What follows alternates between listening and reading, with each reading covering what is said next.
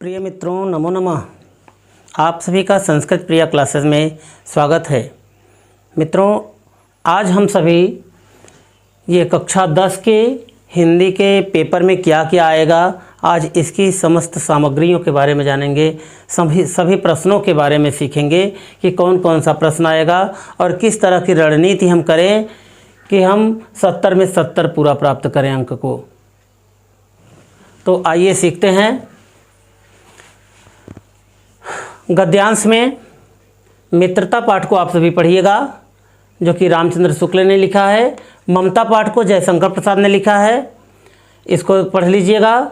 और फिर अजंता पाठ को भगवत शरण उपाध्याय ने लिखा है, तो इस पाठ को पढ़िएगा। फिर इसके बाद भारतीय संस्कृति, जो कि राजेंद्र प्रसाद ने लिखा है। बस इतने ही चैप्टर को आप सभी पढ़ेंगे और इतने में से निश्चित रूप से गद्यांश का ये आ जाएगा। गद्यांश के प्रश्न निश्चित रूप से इतने में से ही आपको देखने के मिलेंगे। और यहाँ पर गद्यांश की व्याख्या में से व्याख्या के लिए कौन सा पाठ देखें हम, तो मित्रता को पढ़िएगा, भारतीय संस्कृति और ईर्ष्या तू न गई मेरे मन से। अब इसमें से मित्रों सबसे इम्पॉर्टेंट ये पाठ है आपका, ईर्ष्या तू न गई मेरे मन से। और इसमें एक पाठ और है मित्रता। तो इन दोनों पाठों को बहुत अच्छे से पढ़िएगा। और फिर इसके बाद पद्य हेतु, यानी पद्यांश में क्या क्या देखने को मिलेगा, तो यहाँ पर एक सूरदास के द्वारा रचित क्या है, पद। तो पद को आप सभी पढ़िएगा, ये पद। और फिर गोस्वामी तुलसीदास के द्वारा रचित वन पथ पर, इसको पढ़िएगा। और इनमें से भी आपको प्रश्न देखने को मिलेंगे। और यहाँ पर रसखान के द्वारा रचित ये सवैये और ये कवित्त हैं, तो ये सवैया भी देखने को आपको मिलेगा। बिहारी लाल की भक्ति और नीति के दोहे कुछ मिलेंगे, तो आप इन बिहारी लाल को भी पढ़िएगा। और राम नरेश त्रिपाठी के द्वारा रचित स्वदेश प्रेम, तो स्वदेश प्रेम से भी इस बार एग्ज़ाम में कुछ प्रश्न जरूर मिलेंगे आपको देखने के लिए। और यहाँ पर माखन लाल चतुर्वेदी द्वारा रचित पुष्प की अभिलाषा। मित्रों, पुष्प की अभिलाषा वाले पाठ को निश्चित रूप से आप अच्छे से इसको पढ़ लीजिएगा, क्योंकि इसकी पूरी की पूरी संभावना इसकी है कि पुष्प की अभिलाषा निश्चित रूप से आएगा। और यहाँ पर पद्यांश की व्याख्या कहाँ से मिलेगा, तो पद्यांश की व्याख्या आपको पद में देखने को मिल सकता है, सवैये से देखने को मिल सकता है, और यहाँ भक्ति नीति से तथा स्वदेश प्रेम से और वन पथ पर। तो इनमें से सभी को थोड़ा थोड़ा आप निश्चित रूप से पढ़ेंगे। और यहाँ पर अब आ गए संस्कृत हेतु। यहाँ पर संस्कृत में कौन कौन सा प्रश्न आएगा, तो किस पाठ से आएगा, तो वाराणसी पाठ से आएगा, प्रबुद्धो ग्रामीण से आएगा और भारतीय संस्कृति से। तो यहाँ से आपको गद्यांश देखने को मिलेगा कि वाराणसी पाठ या प्रबुद्धो ग्रामीण और भारतीय संस्कृत से तो कम उम्मीद है मित्रों। तो ये आप दोनों ही पाठों को बहुत ही अच्छे से पढ़िएगा, वाराणसी और प्रबुद्धो ग्रामीण।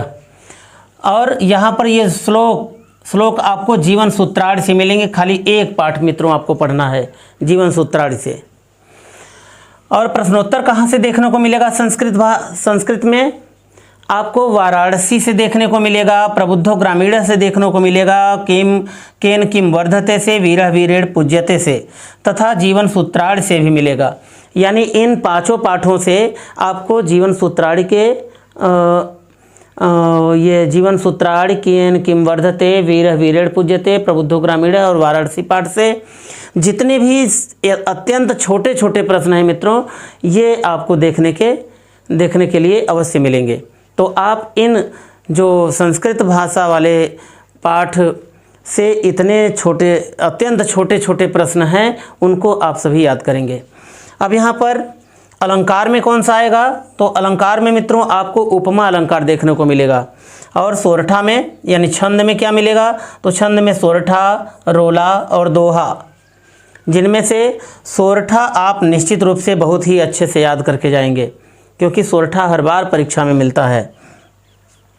अब यहाँ पर पत्र लेखन में क्या मिलेगा, तो 2 दिन के अवकाश हेतु प्रधानाचार्य को पत्र। यहाँ पर उपसर्ग में, प्रत्यय में तथा तत्सम शब्द, पर्यायवाची शब्द और समास को भी पढ़िएगा।